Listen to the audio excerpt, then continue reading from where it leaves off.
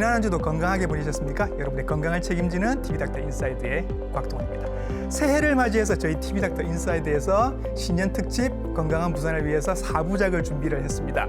금연, 금주, 약물 중독 그리고 건강 검진이 있죠. 오늘은 그 세 번째 시간으로 약물 중독에 대해서 알아보도록 하겠습니다. 으라차차 건강한 부산 약물 중독으로 시작합니다.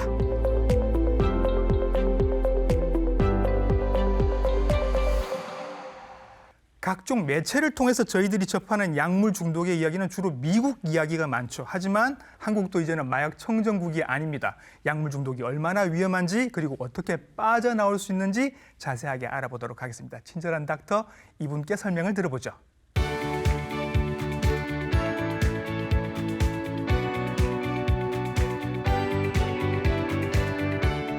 네, 스튜디오에 모셨습니다. 정신건강의학과 전문의 이태경 선생님이십니다. 선생님 안녕하십니까? 네, 안녕하십니까? 국립부곡병원 원장 이태경입니다. 네, 선생님께서 근무하고 계시는 병원도 이제 약물 중독 환자들을 주로 많이 보시는 병원이시고 선생님도 약물 중독 환자들을 많이 지금 치료를 하고 계시는 분입니다. 일단 선생님 용어 정리부터 조금 해야 될 것 같습니다. 저희들은 그냥 약물 중독 이렇게 얘기를 합니다만 의존도 있고 남용도 있고 탐닉도 있고 굉장히 용어가 많습니다. 요거 정리를 한번 해볼까요, 선생님? 예, 중독이라고 하는 현상이 너무 오랫동안 있었기 때문에 사실 누구나가 다 아는 것 같긴 하지만 실질적으로는 상당히 혼용되어 있고 혼란스러운 면이 있습니다. 저희가 의사이기 때문에 의료적인 면에서 이야기하는 중독도 있지만 사실 문화적인 면도 많이 갖고 있고요. 그렇죠. 먼저 중독이라고 하는 그 번역 자체에서도 문제가 나는데 인톡시케이션이라는 영어가 있습니다. 이게 보통 술을 취했다든지 이런 취한 현상을 나타내는 거고요. 너무 많이 들어왔을 때 생기는 현상. 약물이라든지 알코올 이런 것들이 우리 몸에 들어와 가지고 그게 남아 있으면서 여러 가지 약효, 약리 현상을 일어나는 게 이제 인톡시케이션인데 그걸 중독이라고 합니다. 내과에서 보통 흔히 이야기하는 거죠. 그렇지만 오늘 이야기하고자 하는 거는 자기가 위험하고 하기 싫고 하지 않으려고 해도 자꾸 하게 되는 현상. 그렇죠. 그걸 또 중독이라고 합니다. 근데 거기를 이야기하는 영어가 또 다른 영어가 있는데 에딕션이라고 하는 겁니다. 이게 또 중독이라고 지금 하고 있습니다. 그래서 실제로 저는 정신건강의학과 전문의입니다만은 제가 중독이라고 얘기하는 거하고 이제 내과라든지 다른 선생님들이 이야기하는 거하고 할 때는 서로 같은 중독이라는 말을 하면서도 사실은 인톡시케이션에서 혼동스러운 경우가 되게 많습니다. 그렇죠. 그런데 그 에딕션이라고 하는 그 현상 이내에 의존이라는 것도 있고 남용이라고 하는 것도 있고 그렇습니다. 그렇죠. 남용이라고 하는 것은 흔히 그냥 과하게 사용한다라는 조금 넓은 차원이고요. 의존이라고 하는 거는 본인이 그걸 하지 않으면 안 되니까 계속 하게 되는 현상이 나타났을 때 한 단계 더 장애로 들어가는 현상을 나타나기도 합니다. 그럼 오늘은 그냥 조금 뭉뚱그려서 의존하고 남용하고 이런 것들을 다 약물 중독이라고 얘기를 하겠습니다. 그냥 찾아봤는데도 되게 종류가 많았고 심지어는 본드나 부탄가스 같은 것도 문제가 될 수 있다고 하시니까 최근에 또 문제가 됐던 게 뭐냐면 그럼 감기약도 이게 약물 중독이 될 수 있다더라. 원래 이 중독성 물질 중에서 가장 대표적인 이 자극제가 있어요. 신경 자극제, 암페타민. 히로뽕이 그 원조인데. 그래요? 그게 저 자극제에 들어갑니다. 근데 그 자극제가 암페타민 계열이 개발됐던 목적이 비충혈 그걸 갖다 없애는 코막힘을 뚫어주는 약이죠. 그걸로 개발되었기 때문에 지금 현재도 감기약 성분 중에 그걸 갖다 다시 그 어떤 처리 과정을 거치면은 그런 그 중독성이 강한 물질로 만들어질 수가 있습니다. 필로폰 성분을 뽑아낼 수 있군요. 그렇습니다. 그러면 왜 그 얘기도 있지 않습니까? 그 다이어트 약물도 다이어트를 시키는 것도 신경을 갖다가 뇌신경을 강하게 자극할 수가 있기 때문에 거기에서도 일부 성분이 정제 과정을 거치면은 그런 우리가 말하는 중독성 물질이 강한 물질로 전환시킬 수가 있습니다. 이렇게 보면 우리 주변에 약물 중독 혹은 마약이 될 수 있는 물질들이 굉장히 많다라고 생각을 해야 될 것 같습니다. 저희가 요 앞에 첫 주는 니코틴, 담배에 대해서 했었고 그 다음 주에는 음주에 대해서 했었습니다. 알코올에 대해서 둘 다 선생님 도파민이라는 물질이 영향을 미쳐서 그렇게 된다라는 얘기가 나왔었는데 약물이나 마약도 선생님 비슷한 성질입니까? 실질적으로 이 알코올과 이 중독 정신의학을 하는 그 학자들은 네. 그렇게 알코올과 약물로 나누는 분류를 하지 말아라라고 하시는 분들도 계십니다. 그래요? 예, 왜 그러냐면 결국은 술은 음식이라고 볼 수가 있죠. 네. 그렇기 때문에 음식점에서 파는 겁니다. 약국에서 팔지 않고요. 예. 처방으로 쓰질 않죠. 그런데 그 술에 들어있는 주성분인 알코올은 이것은 약품입니다. 그렇죠. 약물이고요. 예. 지금도 최면제로 쓰고 있고 그런데 지금 우리가 중독성 현상을 일으키는 건 알코올이 발생시키는 거거든요. 네. 그리고 그 알코올이라든지 다른 우리 신경 자극제라든지 이런 것들이 들어가게 되면 뇌신경계에 들어가서 신경 전달 물질, 도파민이 그 대표적인 건데 도파민 네. 이외에도 오피오이드, 엔돌핀, 뭐 세로토닌 이런 굉장히 많은 신경 전달 물질이 있는데 네. 그것들을 갖다가 한꺼번에 과량 분비시키면서 중독성 현상을 일으키게 됩니다. 예.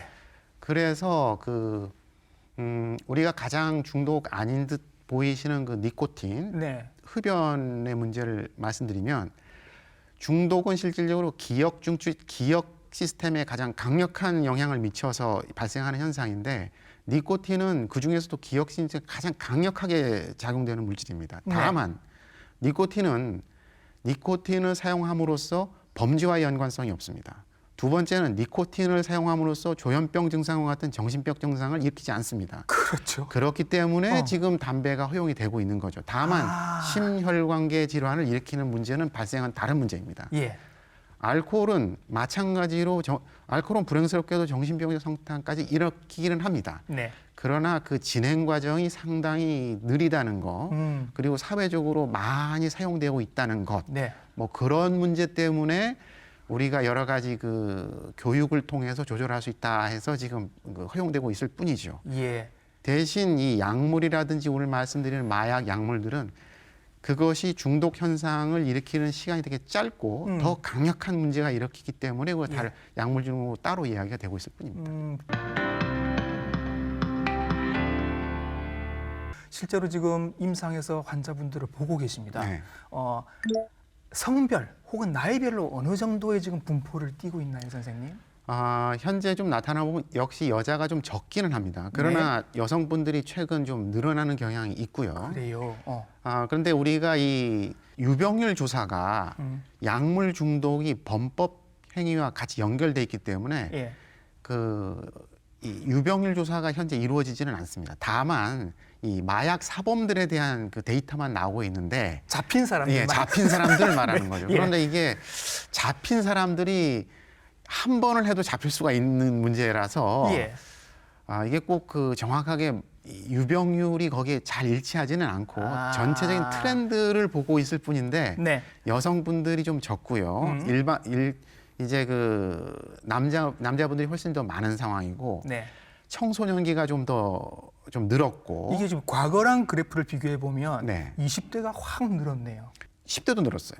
그렇네. 10대도 늘고 20대도 늘었는데 이게 우리나라가 경제적으로 잘 살다 보니까 구매력이 늘어난 거죠. 과거에는 용돈을 가지고는 도저히 구매가 불가능했고 그걸 구매할 수 있는 방법도 없었지만 이제는 우리나라의 경제력이 좋다 보니까 돈가치가 높다 보니까 해외에서 유입할 수 있는 방법도 SNS를 통해서 쉽게 구하고 용돈 갖고도 구할 수 있는 상황이 발생했기 때문에 10대에서도 구할 수가 있는 현상으로 지금 발전한 겁니다.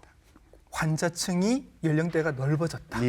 그다음에 이거 지금 교육 수준하고도 지금 또 문제가 되네요. 그렇죠. 네네. 이게 마약 중독을 했다고 마약을 접하는 게 교육과 그렇게 일치하지 않습니다. 외국 같은 경우, 특히 미국 같은 경우에는 청소년 시절에 거의 상당수가 대마 같은 거는 많이 접하는 경향도 있고요. 또 우리나라 학생들이 이제 외국과 같이 교류도 많이 늘어나고 있고 뭐 그런 현상들에 의해서 현재 좀 고학력층에서도 많이 접하는 그런 문제들이 발생하고 있습니다. 이 통계, 아까 통계가 그닥 정확하지 않을 수 있다고 말씀하셨으니 이 통계에서 벗어나 있는 중독자들도 사실은 많다고 봐야 되겠죠? 그렇죠. 추측한다면 늘어나고 있다는 트렌드는 분명하기 때문에 실제로 환자들을 보시는 중에 선생님 요즘은 요런 환자 중독 환자들이 많아지고 있다는 어떤 트렌드 같은 거를 느끼시는 것도 있습니까? 아무래도 그 세계화의 경향을 따라가기는 합니다. 그러니까 우리나라는 어쨌든 히로뽕 즉 메스암페타민을 중심으로 한 게 아직도 많고요. 예. 그 다음이 이제 대마를 하고 있고, 예. 그렇습니다. 이게 그 아무래도 그 대마 그 히로뽕의 공급처가 이 한국 시장을 잡고 있기 때문에 네. 다른 약물들이 잘 들어오지 않는다는 그런 특성도 좀 있어요. 그렇지만은 외국과의 문물 교류가 많고 네. 해외에서 들어오는 그 교포라든지 외국인도 많고 하다 보니까 네. 최근에는 그 펜탄이라든지 네, 합성대마라든지 신종마 이런 것들이 많이 들어오고 있는 걸로 지금 보입니다.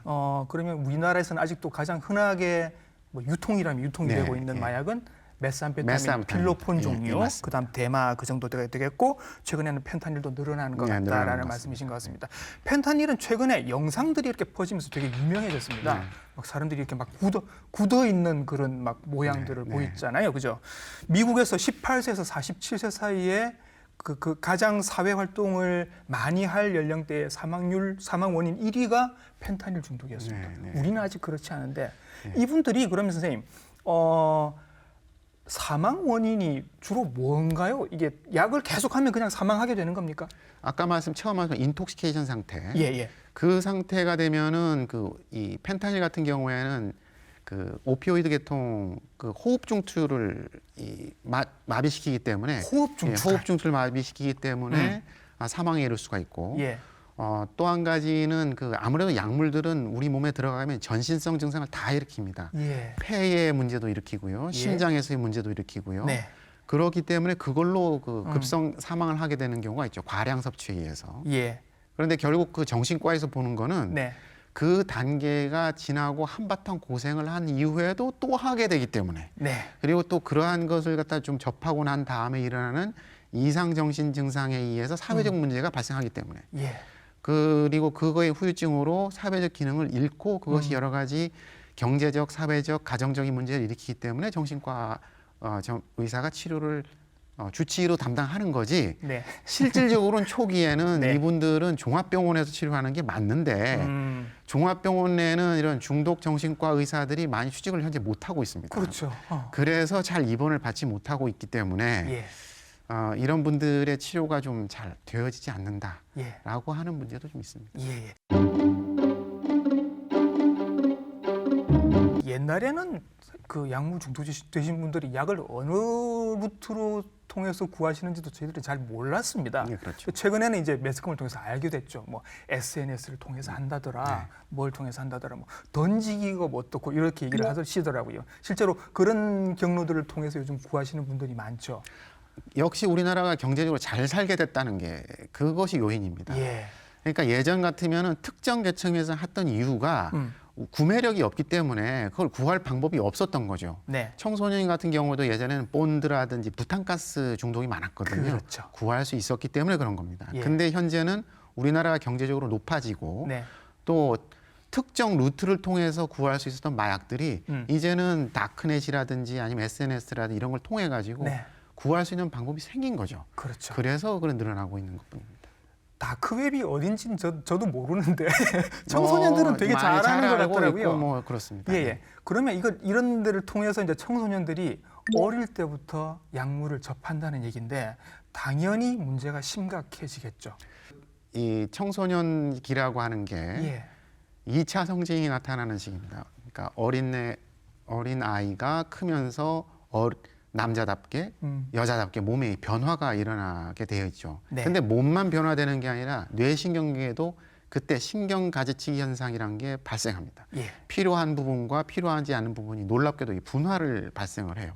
그때 뇌신경계는 취약한 상태에 놓이게 됩니다. 가장 취약한 상태에 접하는군요. 그렇죠. 그렇기 때문에 그때 우리가 기본 교육 같은 이런 과정을 하고 교육을 하게 되면 그 교육들이 이제 평생 남아서 쓰게끔 되는 거고요.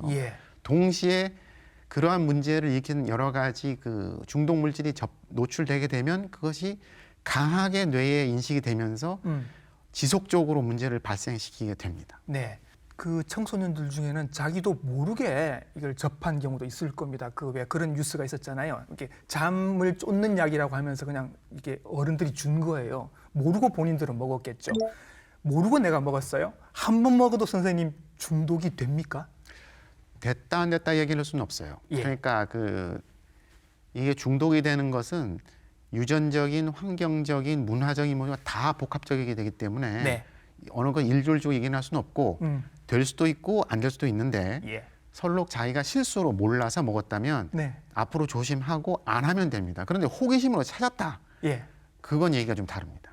본인이 스스로 찾아서 했다. 네, 그때는 얘기가 좀 다릅니다. 그건 이미 그 접하기 전부터 이미 그걸 하겠다고 하는 의욕이 있기 때문에 네. 그 경우는 이제 중독적으로 넘어갈 가능성이 높아지죠. 그렇죠. 생각해보면 이런 것도 있습니다. 저도 내시경, 뭐 위내시경, 대장내시경을 받는데 내시경을 받을 때 프로포폴이라는 약을 씁니다, 선생님. 네. 제가 맞아본 적도 있고, 그다음에 대장내시경을 할 때는 페치딘이라는 또 약물을 맞아본 적도 있는데 이거 한번 했다고 해서 중독이 되지는 않거든요. 네. 근데 어떤 사람들은 프로포폴이 중독이 됐다 이런 얘기가 나온단 말입니다. 네. 어떤 차이가 있는 걸까요? 물론 그 처음 하기 전에 예. 여기에 대한 그 효과를 좀 알고 있는 것도 좋습니다. 이 프로포폴이라고 하는 게 깨어나면 굉장히 개운해지는 느낌이 있는데 그래요? 그것이 부수적으로 들어오긴 하지만 예. 이거를 갖다가 개운함을 되찾기 위해서 사용해서는 안 된다는 위험성을 이야기해 주는 게 도움이 되죠. 네. 근데 그럼에도 불구하고 구태역을 계속 찾게 되면 그러한 현상이 정상적 현상이 일어나는 게 아니라 뇌신경계의 교란에서 착각에서 발생하는 부분들이 있기 때문에 네. 결국 그것이 문제가 발생을 하게 됩니다. 결국 인지 기능에서의 문제가 발생하는 겁니다. 그럼 선생님 이렇게 되게 가볍게 이런 건 어떻습니까? 나는 아침마다 늘 커피를 한 잔 해야 일을 할 수 있다, 정신이 든다. 이렇게까지 가면 이건 카페인 중독이라고 볼 수도 있습니까? 그것도 좀 얘기가 좀 다른데 예. 카페인이라는 물질도 약간 좀 허용되는 물질에 들어갑니다. 카페인이 비교적 안전하기 때문에 그 사람들한테 지금 시중에서 그냥 팔리고 있는 거죠. 네. 그런데 카페인은 400ml에서 600ml 사이에서 일반인이 공급했을 때 별 문제는 없습니다. 그런데 네. 그 이상 넘어가게 되면 오히려 불안해지고 그리고 밤에 잠을 못 잔다는 그런 걸 알기 때문에 예. 자동적으로 좀 잘 조절되는 경향은 있어요. 예. 그렇지만 이 카페인을 너무 과량 복용할 때는 사실상 사망에 할 수도 있어요. 그렇죠. 그건 정말 대단하게 했을 때 하는 거고 예.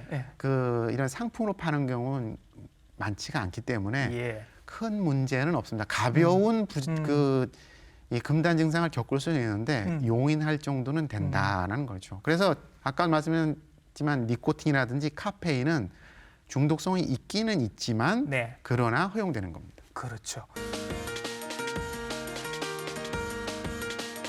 누구는 중독이 안 되는 물질이고 누구는 중독이 되는 물질인데 이렇게 중독이 쫙 되어가는 이런 과정 같은 게 있을까요, 선생님 혹시? 우리가 말하는 그 중독성 장애로 이르는 과정은 네. 그러한 그 물질을 했더니 너무 효과를 봤다. 너무 행복함을 느꼈다. 쾌감을 느꼈다라고 하는 것이 의사들의 관심은 아닙니다.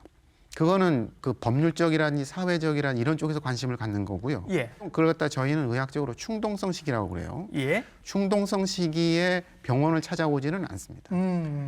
그런데 이게 한두 번은 했는데 해보니까 문제가 되는 걸 좀 안단 말이죠. 이거 하다 보면 법적으로 문제가 된다는 것도 알고 있고요. 예. 더 이상 하지 말아야겠다고 하긴 하는데 자꾸 실수하는 현상이 발생하거든요. 그걸 갖다 강박성 상태로 넘어갔다고 그러는데 이때 조절되지가 않습니다.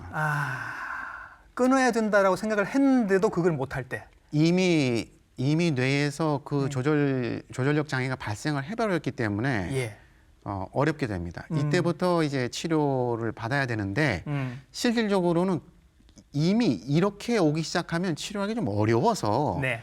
그 전에 이걸 차단시키려고 하는 게 목적입니다. 그래서 예방 교육이 필요한 거고 예방 활동이 필요한 겁니다. 예, 그 마약 중독자들 사진 같은 걸 가끔 머그샷 같은 걸로 이렇게 보게 되지 않습니까?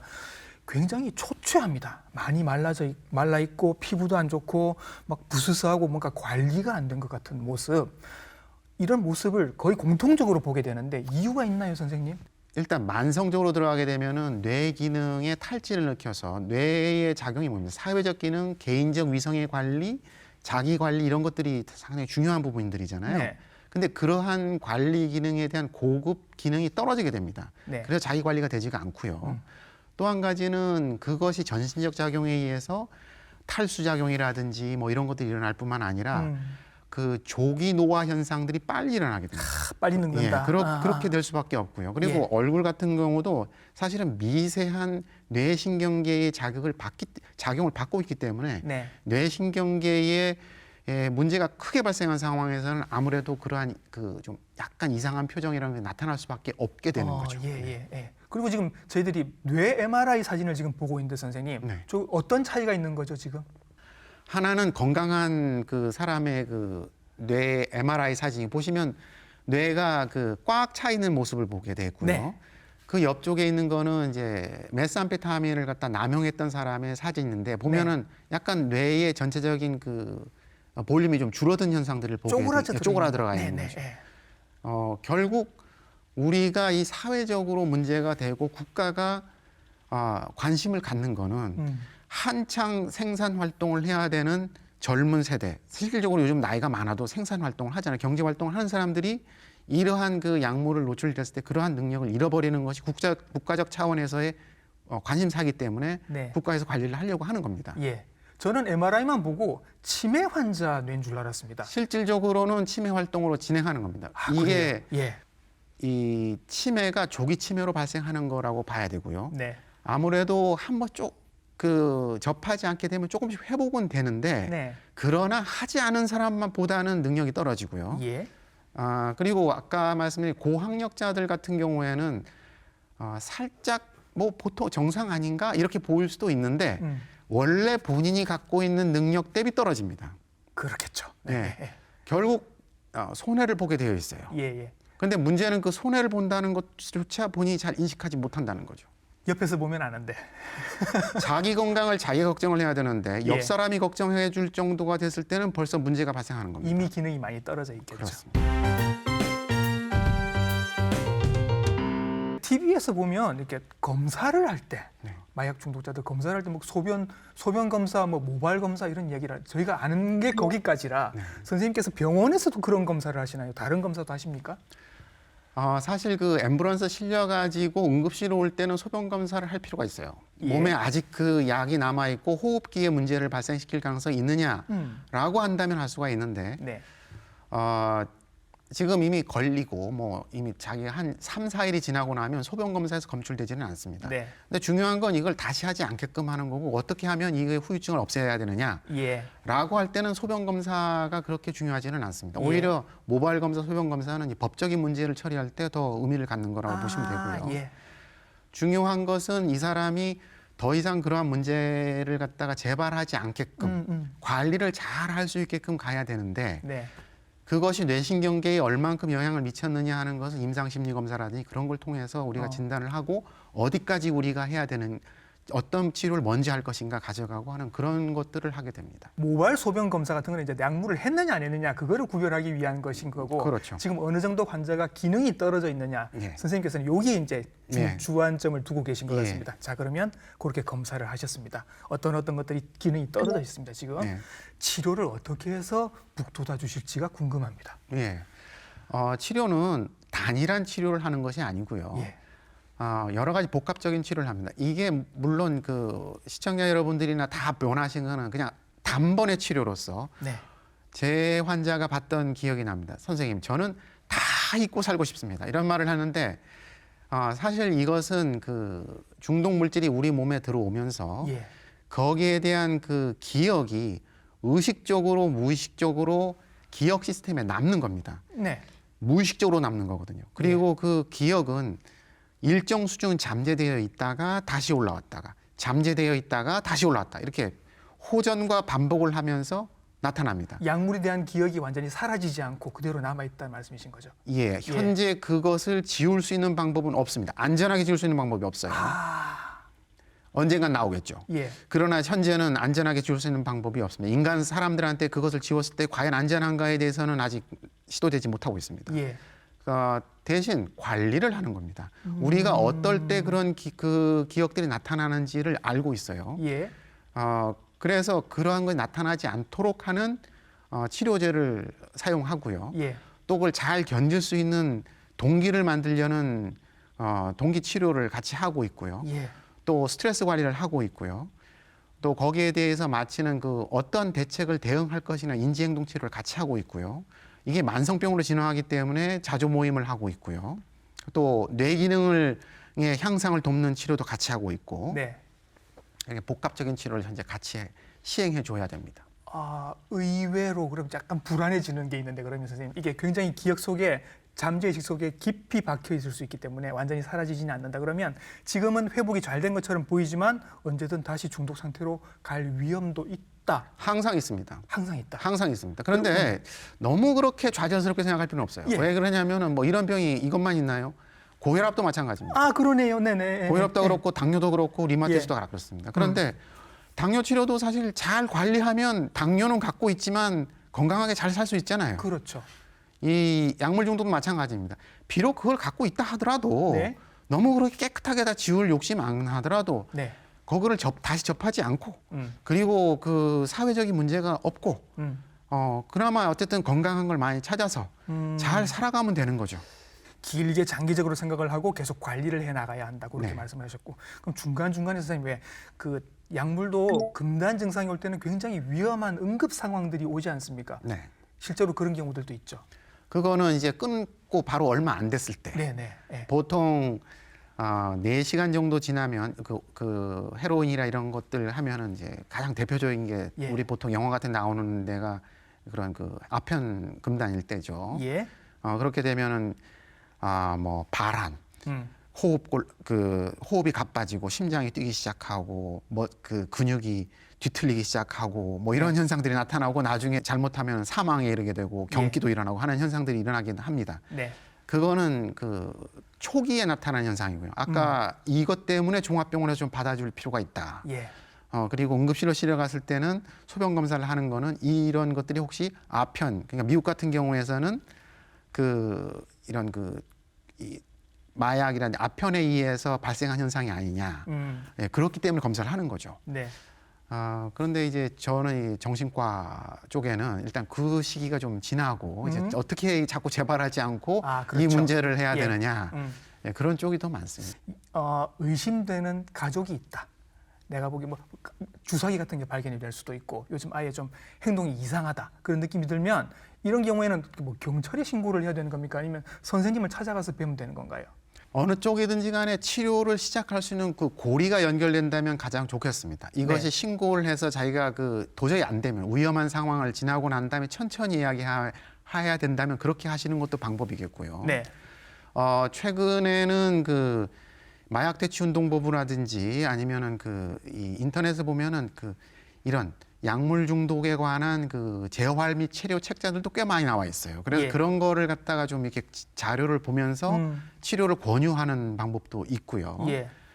여러 가지 방법을 같이 써야겠죠. 내 아이가 예를 들어서 그렇다라고 하면 그러면 선생님께 뭐 연락을 하거나 이렇게 전문 시설에 연락을 하면 이게 바로 경찰로 신고가 돼서 내 아이가 범법자가 되고 이런 건가요? 아니요, 그렇지 않습니다. 그래요? 치료를 받으러 오는 경우에는 의사가 신고할 필요가 없어요.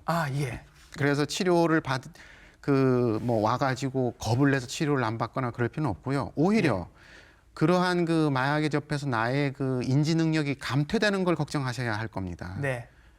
이렇게 경쟁이 치열한 사회에서 살아가는데 네.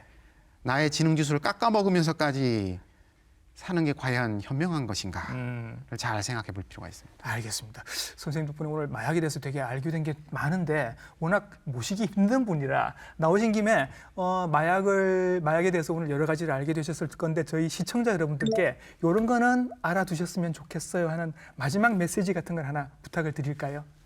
마약을 접하지 않는 게 가장 좋겠죠. 지금 나와 있는 여러 연구 결과를 보면은 이 주변 환경이 이걸 허용적인 게 됐을 때 더 쉽게 접합니다.